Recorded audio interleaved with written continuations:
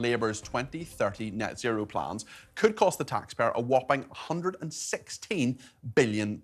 Well, joining me now is Iain Mansfield. He's Director of Research at Policy Exchange. Iain, thank you for joining me on this. How have you come up with this figure? Because we've heard all sorts of figures about net zero plans. Certainly the 28 billion is one we're very familiar with in terms of Labour. But just tell us your calculations, what's behind this huge figure to our public finances, which of course we just can't afford in the current cost of living crisis.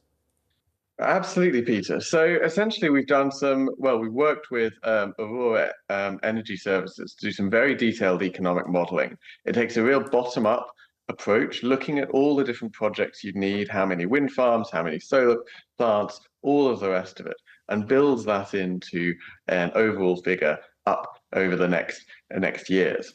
And the real thing about the 2030 plan is that an awful lot of this finance needs to be front-loaded. So of that 116 billion, 93 billion of it, that's over 15 billion pounds a year, would need to be spent in the next 6 years between now and 2030. And that's a colossal amount.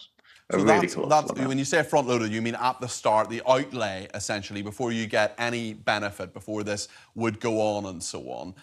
It's interesting as well that you found about the millions of tons of steel, building pylons will also be required, carbon capture technologies, actually unlikely to be ready. So even if the money is there, even if Chancellor Rachel Reeves, say after the next election, she becomes the first female Chancellor of this country, says, right, we're actually going to go for this, we're going to put this money in, it's going to cost a lot more than she thinks it's going to. And also, according to your report, and also a lot of the technology might not even be ready yet, Iain. Yeah, I mean, you've hit on absolutely the core point of this, Peter, because if you look at, say, the 2035 target, that's still ambitious, but you could get there if you put the money behind it. In 2030, let's just take offshore wind, for example. So historically, we've been building about 1 gigawatt of offshore wind a year. In order to hit the 2030 target, we need to be building 6 gigawatts a year. That's 6 times as much over the next 6 years. And even with the best will in the world, you can't go from 1 to 6 overnight. And it's similar figures if you look at solar, if you look at batteries. And just to give some indication of this, a wind farm typically takes 11 or 12 years to build from first conception to actually generating power.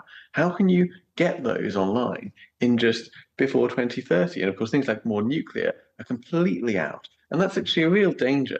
But if we tried to throw everything into going for 2030, we'd actually be ruling out some really important technologies, and nuclear is the big one here, but also some around the things around carbon capture and storage, which could actually get us to net zero on a more realistic time frame and in a more affordable way. Iain, let's talk a little bit about nuclear, because it's kind of the elephant in the room, and a lot of people don't want to say that nuclear is generally pretty clean, generally very reliable, and actually used by many other countries. Like France, for example, uses a lot of nuclear power. But we've seen successive governments, the Liberal Democrats were part of the coalition government when Nick Clegg didn't want to invest in nuclear, but we've also seen 14 years of the Conservatives in government not investing in nuclear.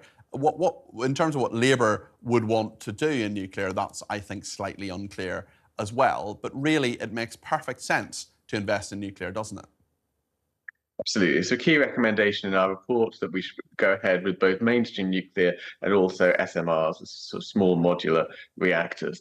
And actually, again, this is about small modular reactors are, Iain, because I think a lot of people just don't they're know. basically like a sort of a miniature nuclear reactor that's a lot easier and quicker to build. I mean, it's not that easy; it's still a nuclear reactor than the massive Sizewell power stations that you're used to, and can be built and generated. It's similar to sort of a bigger version of the things that you get on nuclear submarines, for example.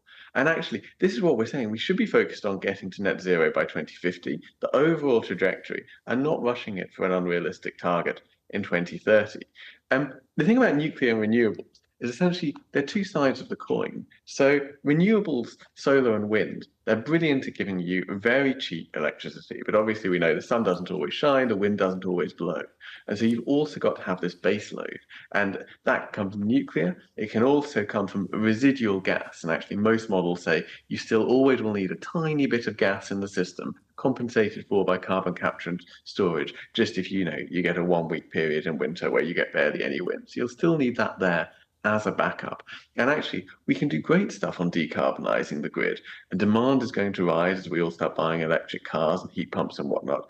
But we can do great stuff on decarbonising it if we do it sensibly. And part of what we're doing with this report is that politicians like to go on the air, they like to make announcements, they like to make these commitments. But as we go into an election year, we want to make sure that everyone has the best evidence available to them about what these commitments would actually cost and whether or not they are achievable. Talking about politicians, Iain, Keir Starmer is in North Wales today. He's with the Welsh First Minister Vaughan Gething. Sir Keir is going to argue that Labour's plans for a publicly owned clean energy company will get Putin's boot off our throat amid the war with Ukraine. He's also going to say that a British-owned power company will be a key pillar of a modern British economy. He's mentioned that a number of times previously, including in his conference speech last year. He says that will offer secure, homegrown British energy. This is a basic duty of government, and it's frankly unpatriotic for the Tories to oppose it. What do you make of those comments? I would say that who owns the power company is a little bit of a distraction. I mean, as long as it's not Putin.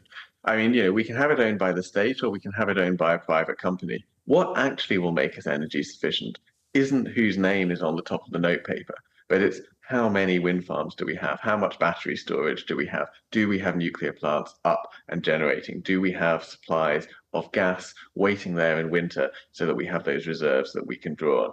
It's not about ownership, it's do we actually have the means of generation available. So I'm not necessarily against it. I just don't think it's the most important thing. There will be people who question, and I think I'm one of them actually, the wisdom of net zero actually as a policy in terms of the huge societal economic change that we need or would need to get to net zero when actually our emissions are about 1% of global emissions. You're talking about what can get us there, but will it actually be worth it even if it happens in the way that you outline? Yeah, so I think it will be worth it as long as we do it in a sensible way. I mean, if you look at the cost curves on things like solar power, on wind, we can actually see, I mean, if you look at wind, 10 years ago, this was, typically costing more than, £100 per, per unit generated. And that's come down by about half or a third. It's happening on solar as well. You just look at the lines on the graph, they're absolutely falling. And actually, the energy crisis that we saw 2 years ago shows us what happens if you are dependent on fossil fuels, which are being imported from pretty unstable areas of the world. So in the long term, this is the next industrial revolution. If we don't want to be left behind, we've got to get with the program, but we've got to make sure that we do it at a rate that A, can be afforded, B, that we can actually build, and C, is sustainable. It needs to be a smooth and seamless transition. That's what the British public and the British consumers are going to want. Iain, you're one of my favourite wonks. Thank you very much indeed. Iain Mansfield, Director of Research at Policy Exchange think tank.